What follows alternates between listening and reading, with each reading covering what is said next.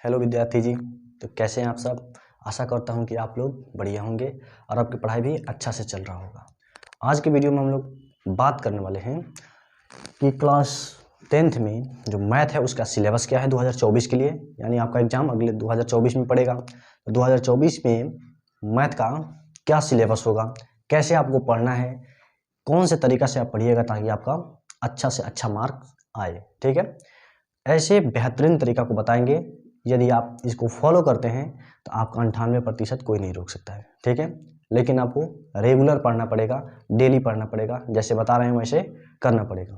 ठीक है, सबसे पहले तो आपको पता होगा कि मान लीजिए आपसे कह दिया जाए कि आपको दौड़ना है, आप दौड़िए और आप जीत जाइएगा, तो आप कब तक दौड़िएगा ये तो पता नहीं है, और आपको कहाँ जाना है। मान लीजिए बोल दिया जाए आपको दौड़ना है, रन करना है, आप दौड़ना स्टार्ट करेंगे, दौड़ते दौड़ते दौड़ते दौड़ते दौड़ते दौड़ते कहीं ना कहीं थक जाएंगे और हार जाएंगे, थक जाएंगे, रुक जाएंगे, गिर जाएंगे, ऐसा हो सकता है।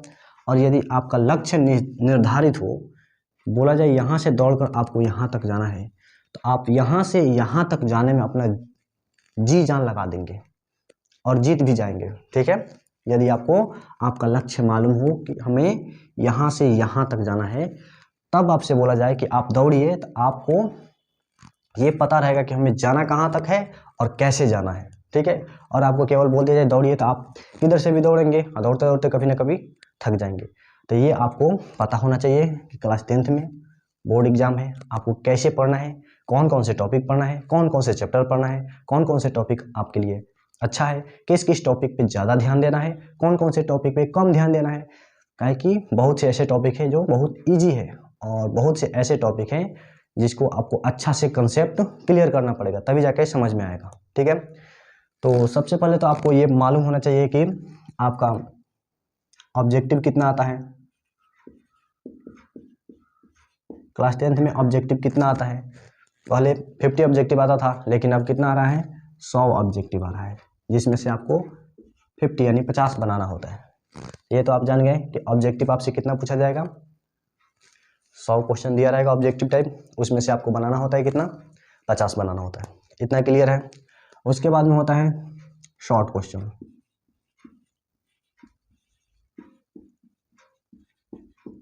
शॉर्ट क्वेश्चन होता है 30 क्वेश्चन होता है शॉर्ट क्वेश्चन।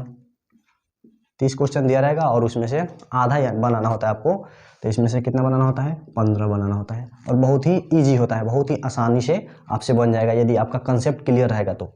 ठीक है, यदि आपका कंसेप्ट क्लियर रहेगा, आप अच्छा से पढ़ेंगे, अभी से मन लगाकर पढ़ेंगे, तो आप आसानी से बना सकते हैं, इसमें कोई टेंशन लेने की बात नहीं है। उसके बाद में होता है लॉन्ग क्वेश्चन।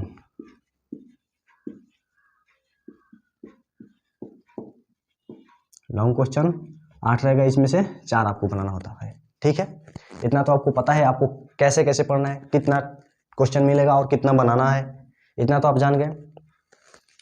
ऑब्जेक्टिव कितना रहेगा, 100 रहेगा, इसमें से 50 आपको बनाना है। शॉर्ट क्वेश्चन रहेगा यानी 2 नंबर वाला क्वेश्चन कितना रहेगा, 23 रहेगा, उसमें से 15 बनाना है आपको। उसके बाद में होता है लॉन्ग क्वेश्चन जो 5 नंबर का आता है, जिसमें से आपको 8 दिया रहेगा और आपको 4 बनाना है। इतना समझने में कोई दिक्कत नहीं हुआ होगा। अब देखिए आपके मन में सवाल ये उठ रहा होगा कि आखिर हम पढ़े तो पढ़े कैसे, कहाँ से पढ़े, कैसे पढ़े, कौन से बुक से पढ़े, ये भी आपके मन में सवाल उठ रहा होगा। एनसीईआरटी पढ़े कि साइड बुक जो होता है आलोक, केसी सिन्हा का होता है, स्टूडेंट फ्रेंड होता है, आर एस अग्रवाल का होता है, कौन से बुक पढ़े। आपके मन में तरह तरह का क्वेश्चन उठ रहा होगा, लेकिन आपको इन सभी बातों पर ध्यान नहीं देना है। आपको क्या करना है, सबसे पहले एनसीईआरटी बुक आपके पास होना चाहिए।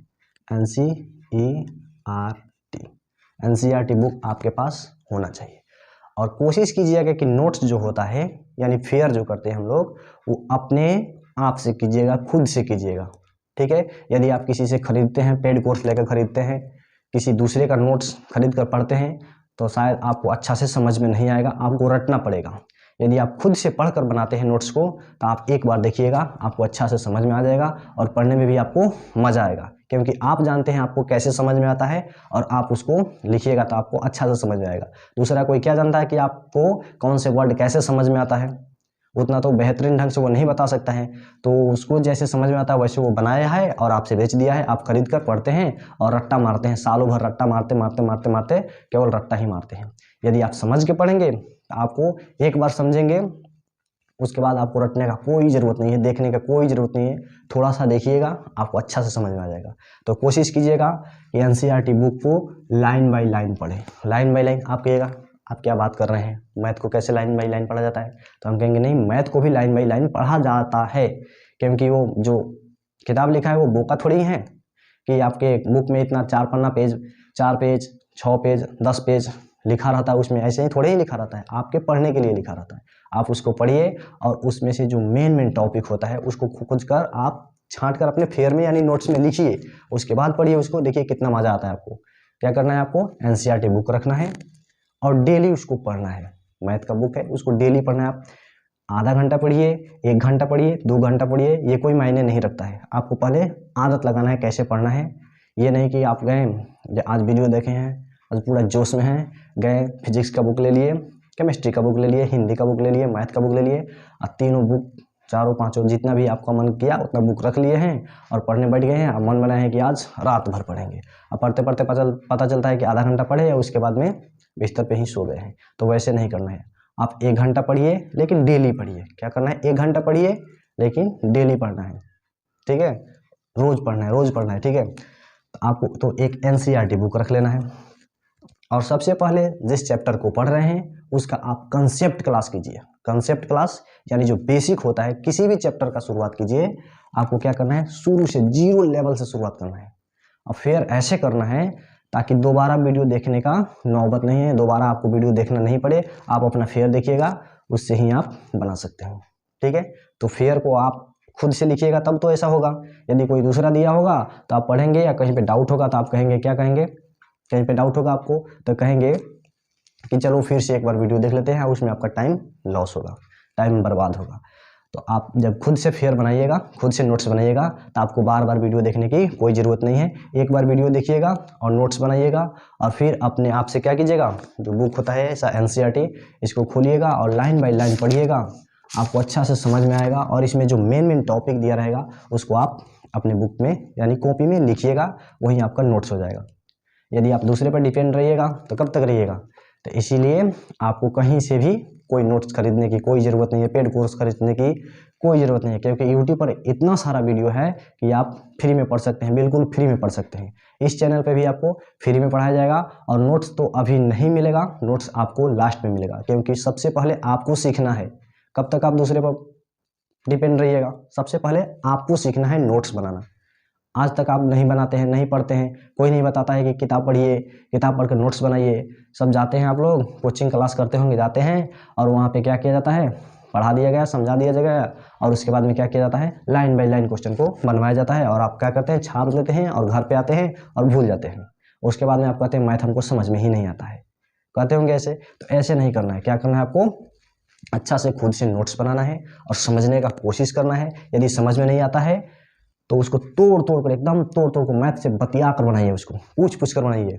मैथ ऐसा बनाइए कि लगे कि आप क्वेश्चन से आप बात कर रहे हैं, ठीक है। नहीं समझ में आता है, एक बार नहीं समझ में आता है, 2 बार बनाइए, लेकिन नोट्स बनाते समय एकदम पूरा ध्यान केंद्रित करके बनाइए ताकि एक भी क्वेश्चन आपसे छूटे नहीं, एक भी कंसेप्ट आपसे छूटे नहीं, ताकि बाद में यदि आप एक बार भी पलट कर देखते हैं तो पूरा कंसेप्ट क्लियर हो जाना चाहिए। ऐसे नोट्स को तैयार करना है और आप तैयार करिएगा तो थोड़ा सा शुरुआत में दिक्कत होगा आपको, आप कहेंगे कैसे बनाए, कैसे, कोई दिक्कत नहीं है।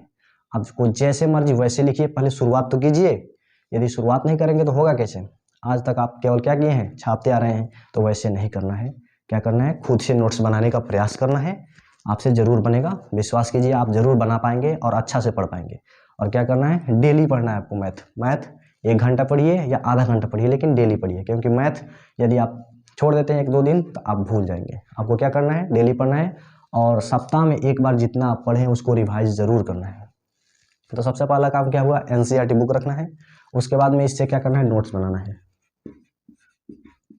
नोट्स बनाना है खुद से, खुद से बनाना है ताकि आपको भी नोट्स बनाने आ जाए, ठीक है। खुद से नोट्स बनाना है और ऐसे बनाना है ताकि दोबारा वीडियो देखने का ज़रूरत नहीं पड़े, ठीक है। इतने कर सकते हैं, एनसीईआरटी बुक रख सकते हैं, उसके बाद नोट्स बनाइएगा। उसके बाद में होता है रिवाइज कीजिएगा। रिवाइज बहुत ज़रूरी है। रिवाइज यानी मतलब उसको दोहराना है, रिवाइज करते रहना है। हर सप्ताह में आप एक दिन ज़रूर रिवाइज कीजिए, जितना पढ़े हैं उतना, और जितना पढ़े हैं उसको एक सप्ताह में रिवाइज कीजिए और टेस्ट दीजिए। टेस्ट आप कहीं से भी दे सकते हैं। उसके बाद में होता है टेस्ट। टेस्ट देना बहुत ज़रूरी है और टाइमिंग का ध्यान देना भी बहुत ज़रूरी है। नहीं तो ये नहीं कि हमको बनाने आता है और एक क्वेश्चन आधा घंटा में बना रहे हैं, तो वैसे नहीं होगा। क्या करना है, टाइमिंग पर भी ध्यान देना है। सबसे पहले एनसीईआरटी बुक रखना है, उसको पढ़ना है, खुद से पढ़ना है, और नोट्स तैयार करना है। कैसे, खुद से ही तैयार करना है, किसी के चक्कर में नहीं पढ़ना है कि इतना रुपये दीजिए और नोट्स खरीद लीजिए और बैठ के आराम से पढ़िए। आप मेहनत करेंगे तो आपको फ़ायदा होगा, ठीक है। उसके बाद में क्या करना है, उसको जो पढ़े हैं उसको रिवाइज ज़रूर करना है, इतना आपको ध्यान में रखना है। उसके बाद में टेस्ट देना है। कहीं से भी आप टेस्ट दे सकते हैं, यूट्यूब पर बहुत सारे वीडियो है टेस्ट का, वो दे सकते हैं। या आप टारगेट का एक जो ऑब्जेक्टिव टाइप होता है, टारगेट का होता है, आलोक का होता है, बहुत प्रकाशन का बुक है, आप कोई एक ले सकते हैं और उसको बनाइएगा, ठीक है। यदि आपका कंसेप्ट क्लियर हो जाता है तो आप कोई भी बुक बनाइएगा, आराम से बना लीजिएगा। और एक बुक और साइड में रख लीजिएगा, आलोक का, आलोक का बुक रख सकते हैं, या एसएफ का रखते हैं, स्टूडेंट फ्रेंड का भी रख सकते हैं आप, या एक आता है आर एस अग्रवाल का, जो भी हो एक साइड बुक रख लीजिएगा। जब एनसीईआरटी का सब क्वेश्चन बना लीजिएगा, कंसेप्ट बढ़िया से समझ में आ जाएगा, तब उसी टॉपिक पे जो आधारित इसमें चैप्टर दिया रहेगा उसको बनाने का प्रयास कीजिएगा, ठीक है। वैसे यदि आप पढ़ते हैं तो आपका 98% जरूर आएगा। एक दिन में तो नहीं आएगा। यदि अभी से आप रेगुलर इसी तरह से पढ़ते हैं जैसे हम बताए हैं, तो आपका 98% कोई नहीं रोक सकता है, ठीक है। इतना आपको ध्यान देना है और अच्छा से पढ़ना है। कल से हम लोग पढ़ेंगे इसी चैनल पे।